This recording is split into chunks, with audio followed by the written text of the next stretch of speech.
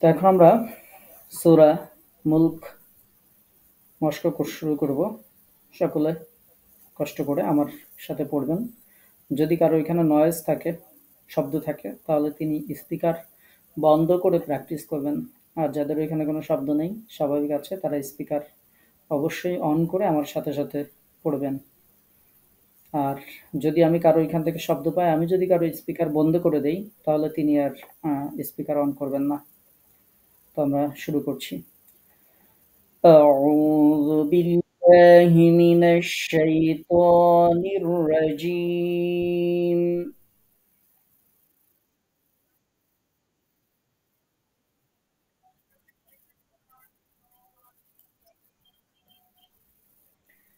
بسم الله الرحمن الرحيم.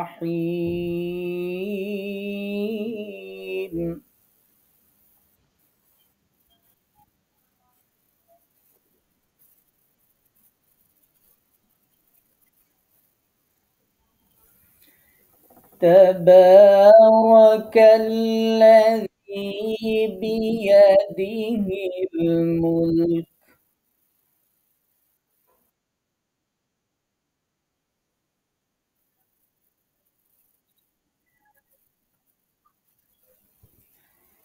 تبارك الذي بيده الملك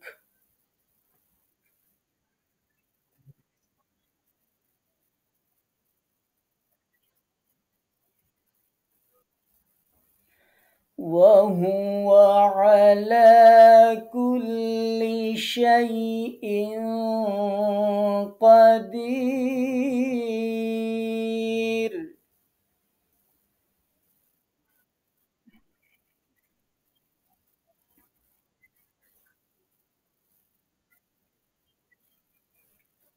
وهو على كل شيء قدير.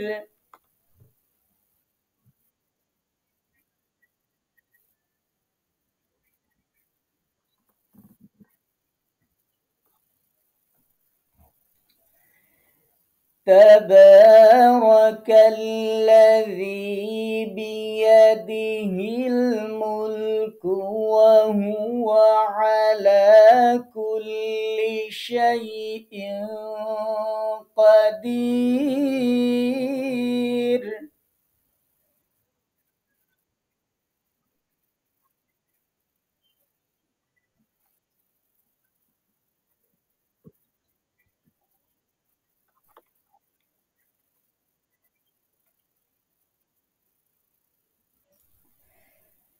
تبارك الذي بيده الملك وهو على كل شيء قدير.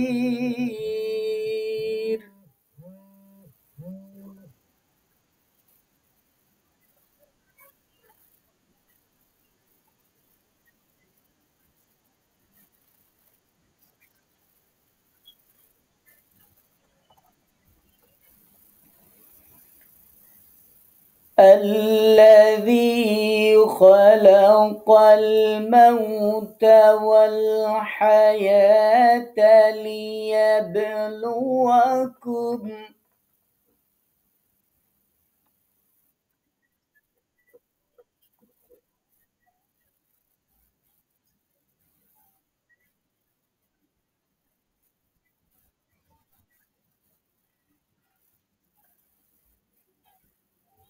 আচ্ছা, আমি পড়ছি কোন পর্যন্ত খেয়াল করতে হবে। আমি যতটুকু পড়ি ঠিক ততটুকুই পড়বেন।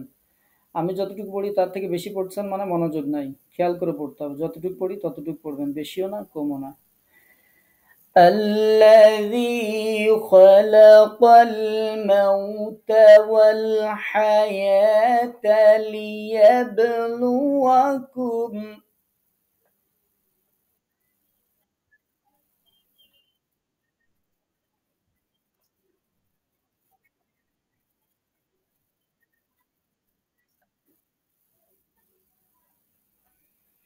ليبلوكم أيكم أحسن عملا.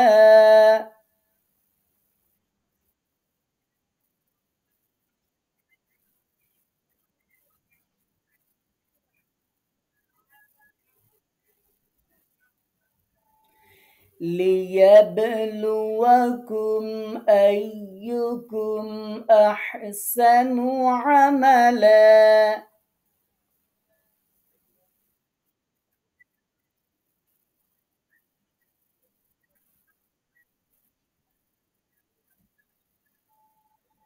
وهو العزيز الغفور.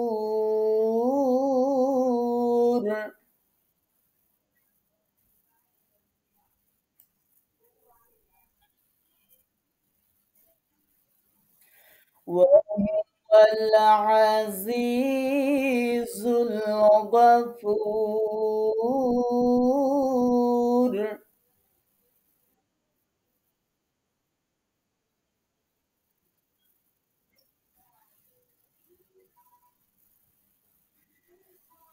الذي خلق الموت والحياة ليبلوكم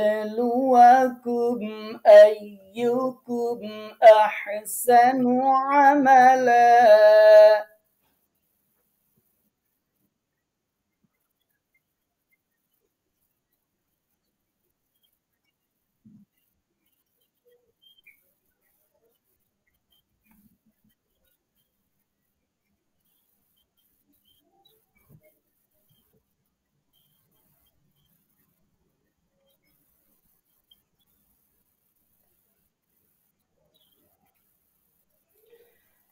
الذي خلق الموت والحياة ليبلوكم أيكم أحسن عملا.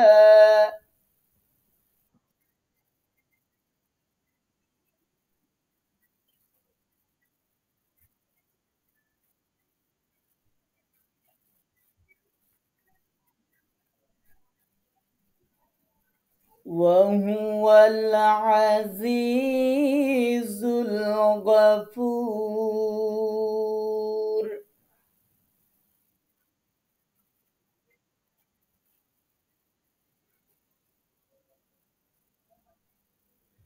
وهو العزيز الغفور.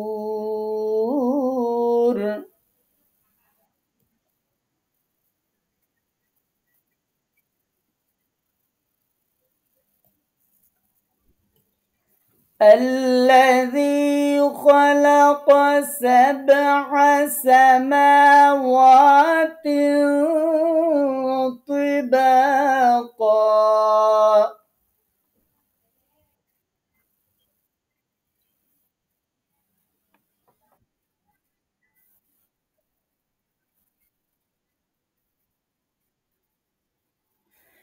الذي خلق سبع سماوات طباقا.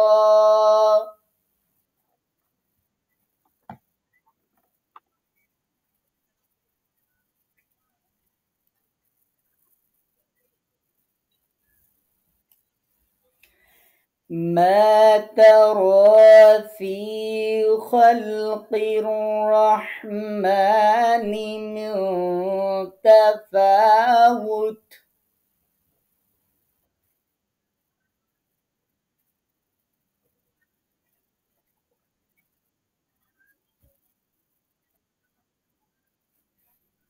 ما ترى في خلق الرحمن من تفاوت.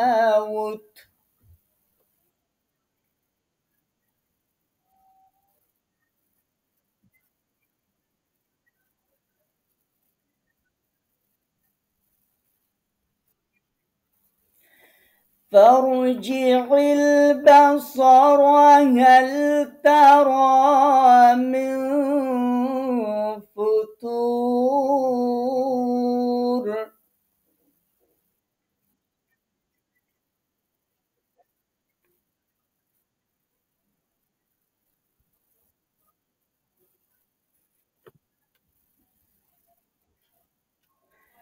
فارجع البصر هل ترى من فطور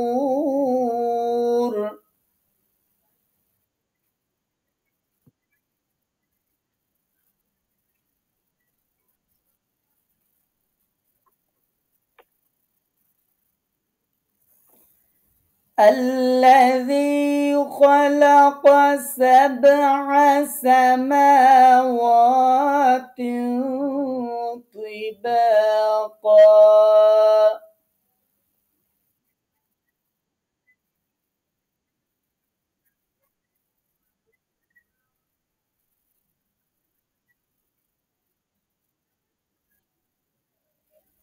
الذي خلق سبع سماوات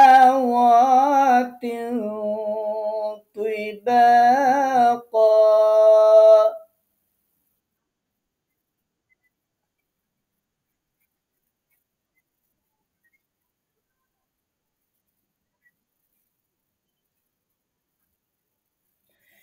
ما ترى في خلق الرحمن من تفاوت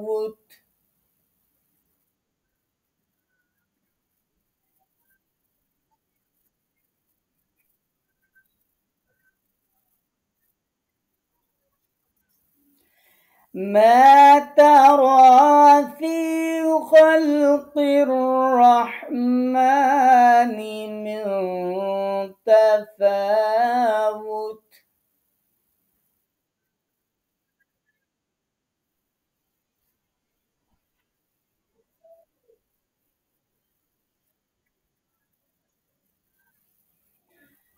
فارجع البصر هل ترى من فطور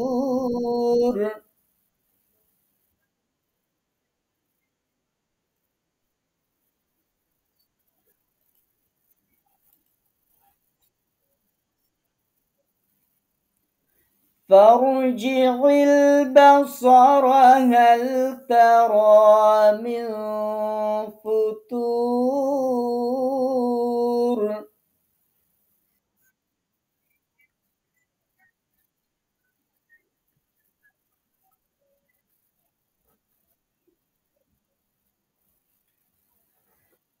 ثم ارجع البصر كرتين ينقلب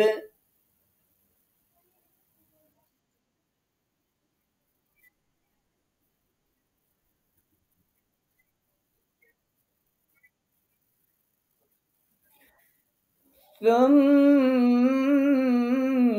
ارجع البصر كرتين ينقلب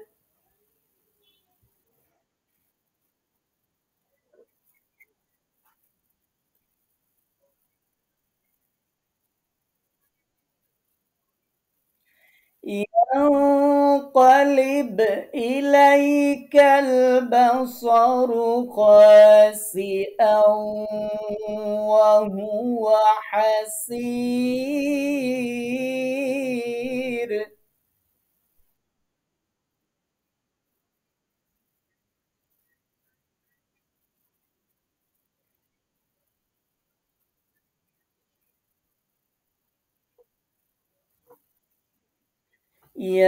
ينقلب إليك البصر خاسئا وهو حسير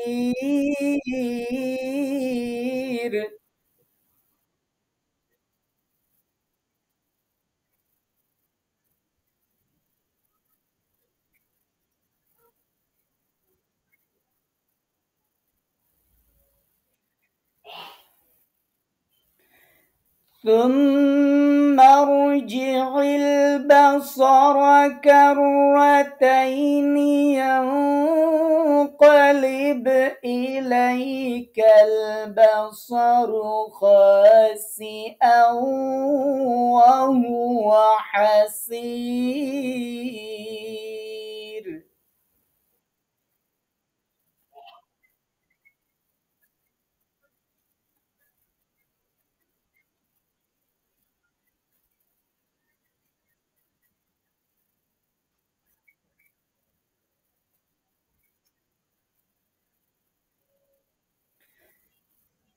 ثم ارجع البصر كرتين ينقلب إليك البصر خاسئا وهو حسير.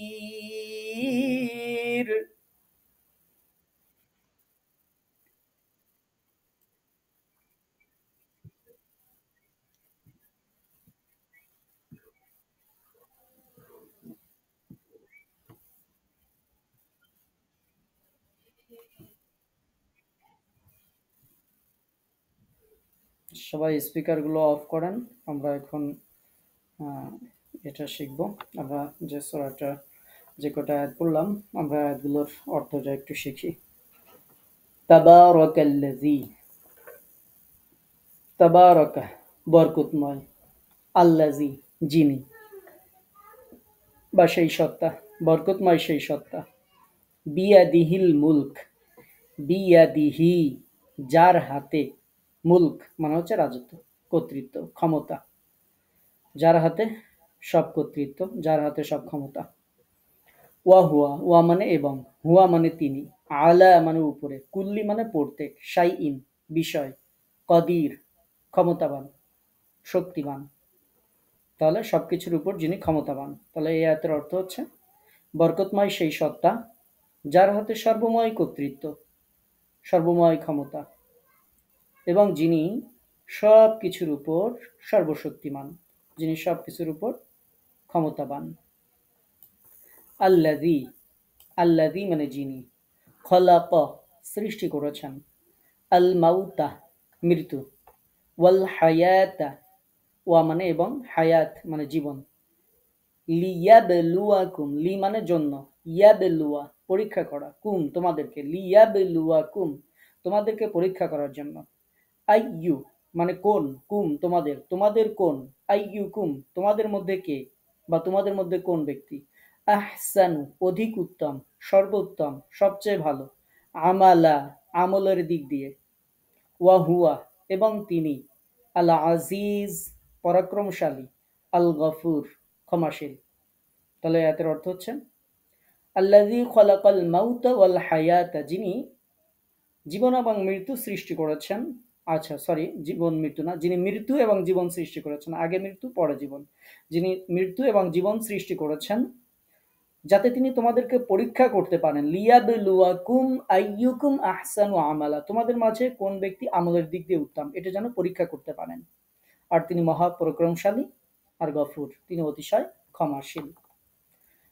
আল্লাযী যিনি, খলাকা সৃষ্টি করেছেন, সাবআ সাত, সামাওয়াত আসমানের বহুবচন, আকাশ, সাবআ সামাওয়াত সাত আসমান সাত আকাশ, তিবাকা স্তরে স্তরে, থরে থরে, তাকে তাকে, একটার উপরে আর একটা আর কি, মা তারা দেখতে পাবে না, ফি মানে মধ্যে, খলকির রহমান দয়াময়ের সৃষ্টির মধ্যে দেখতে পাবে না, মিন তাফাউত মিন মানে থেকে বা কোনো, তাফাউত অসঙ্গতি, ত্রুটি বিচ্যুতি কোনো কিছু দেখতে পাবে না।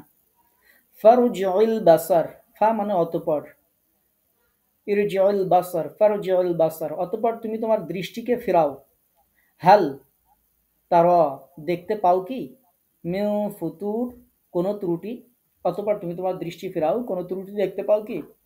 তাহলে এই আয়াতের অর্থ হচ্ছে আল্লাযী খলাকা সাবআ সামাওয়াতিন তিবাকা, যিনি সাত আকাশকে স্তরে স্তরে সৃষ্টি করেছেন, মা তারা ফি খলকির রহমানি মিন তাফাউত, পরম করুণাময়ের সৃষ্টির মধ্যে তুমি কোনো অসামঞ্জস্যতা দেখতে পাবে না,